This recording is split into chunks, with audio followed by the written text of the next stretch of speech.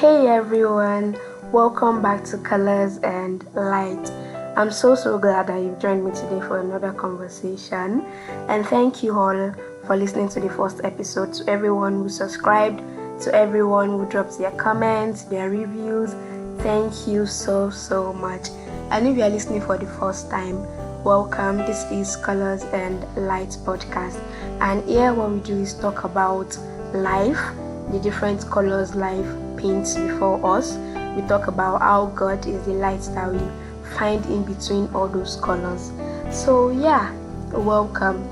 In this episode, we'll be diving into something I know we all experience: the stressful seasons and the chaos that comes with adulthood. Yeah, I know adulthood is a lot. Yes, adulthood is a lot. And though a lot of times it comes to your head that adulthood is scam, I don't know, adulthood is fun, but sometimes it can just be demanding, it can be stressful, and sometimes it just feels like a never-ending roller coaster.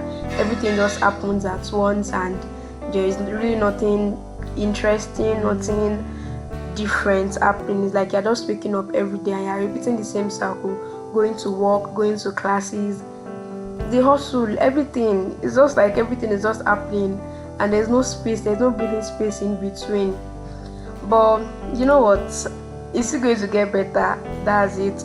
So one thing is, whenever we feel overwhelmed and we are trying to put our efforts into everything and there's no result, there is that phase that builds us even in that chaos. Yeah, I've been there, but today I want us to have a heart-to-heart about going through those chaotic and stressful times, and most importantly, how we can grow through them.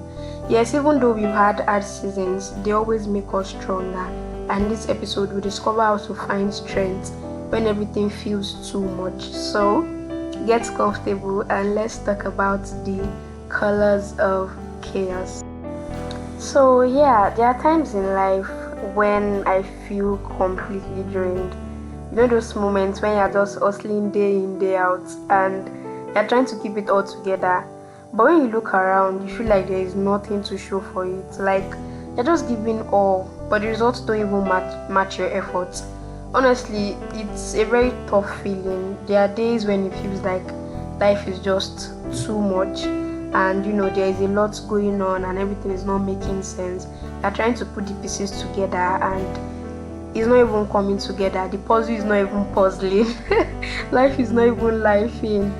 But what I've realized is, in those moments, in those chaos, in that mess, something beautiful happens. Yeah, those chaotic times, as tough as they are, they actually help us grow. They stretch us, they build our resilience, and they make us stronger. I know it doesn't feel like it when you're in the middle of it, but one thing is, every chaotic season, every painful moment, they have the power to shape us in a way that comfort and peace would never be able to. So yes, there are seasons when everything feels so out of control, and in those moments, I take a step back and I remind myself that the chaos is not there to break me. Instead, it's there to build me. So it is like a muscle. The more you stretch it, the stronger it gets. Okay? Now, I know it's not always easy to sit down when you're in the middle of it. When everything feels heavy and you are overwhelmed, it's easy to think that you are just stuck. But here's the truth: you are not alone in this. Even the greats, the people of faith we look up to, the moments where they were overwhelmed by life too, they had to go back to lean in on God for strength. So let's take, for example, David. So we all know David is a mighty king, is a man after God's heart. The way God loved David, if you read about David, at a point, you might start getting jealous. That what do you mean God loved a man this much? And even at that, the way God loved and cherished David was still in despair at a particular time, just because he was scared that Saul was going to kill him. And whenever I go through that place, that's in 1 Samuel 27, I feel like David did not understand how much God actually loves him. Because if he did, he would not be scared that Saul was going to take his life. Like, okay, he had the right to be scared, obviously, But then God really loved him. Like, the way God loved him was too much that nothing would happen to him. Like, even a fly would not hurt him.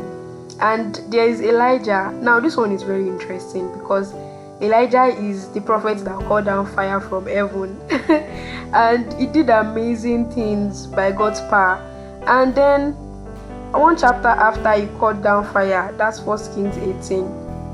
In 1 Kings 19, we can see that he's now running for his life because Jezebel threatened to kill him. So a man that just called down fire a few days ago, you're now telling me that now he's now running from a queen because she heard that, oh, he called down fire and he can do big things.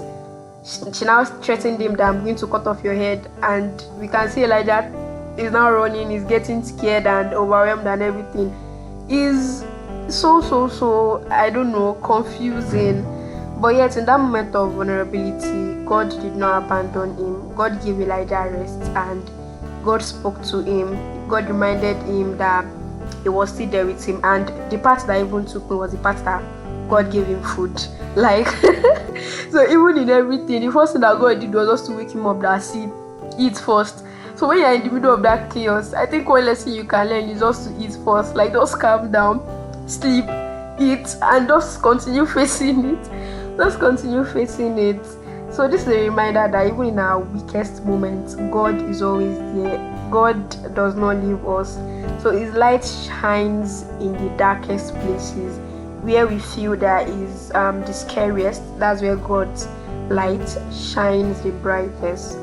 So how do we navigate these chaotic seasons? First, sincerely, it's okay to take a break. Yes, it's okay to take a break. I would assume that Elijah took a break because even after God fed him, he had to, stay for 40 days and 40 nights. So let me just assume that that's the break that he had to take just to calm himself down and reassure himself that God is with him. Sometimes stepping away from the noise and the rush of life and the stress can help us get clarity. I often remind myself to take a few steps, a few breaths, step back, allow myself to just be. It's amazing what a little stillness can do for us. Just, embrace the still and quiet. Second thing is we should lean on God. I trust in God's word and I remind myself that He would help me get through everything. Psalm 46 verse 1 says, God is our refuge and strength, our ever-present help in trouble. So 24/7, 365 days in a year, God is ever present in times of trouble. So whenever I feel like He's drowning, I just turn to God for strength because He's our help. And when life feels too heavy, He's the one that carries us.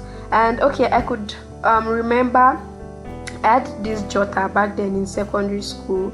I don't know if I can still find it now, but I really loved to read that aspect from it. A man had a vision and he saw that there were footprints, there were footprints in the sand. So he saw that those points where he was fine, he was strong, and he was doing great, there were two sets of footprints in the sand. So that's like God working with him through life, doing those parts that were interesting and going on well. Then it got to the part where everything had scattered, the hard part, the tough parts, and he just saw one set of footprints and he had to question Jesus, like, why would you leave me to walk alone in the tough part in particular? Like, aren't you supposed to just be with me in those phases? Then Jesus had to tell him that He actually carried him in those phases. So the set of footprints that he saw in the sand were Jesus's own, while he was carried. You understand? So when we think we are actually going alone, we are not going alone. God is the one going for us, and we are actually being carried by Him. Like, is so beautiful. So whenever you feel like everything is happening all at once and getting stressful, just remember that that's the exact time when God is actually carrying you. So that's it for today's episode of Colors and Lights, and I hope this episode encouraged you if you are going through a chaotic season, remember, it's just a color on your canvas. It might not be the brightest, but it's still part of your story. It's still part of the shaping you are going through, and you might not see it now, but it's going to come together at the end. I know they tell us that you are not a product of what you've been through and stuff like that, but sincerely, we are just the sum total of everything we've experienced, everything life has thrown at us.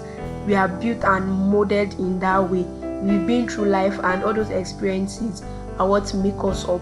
So this particular phase itself is just an experience that is, building you and is making you. So keep going, keep trusting, and keep leaning on God. He is with you, and even in the chaos, He is carrying you. And remember, we are not alone. Okay, thank you so much for tuning in. I hope you feel encouraged and you feel bright by now. Thank you so much for listening. So till next week Thursday, I hope that God's light is forever with you, and you're carried and sponsored by God. So have a chaos-free week. Bye, colorful people.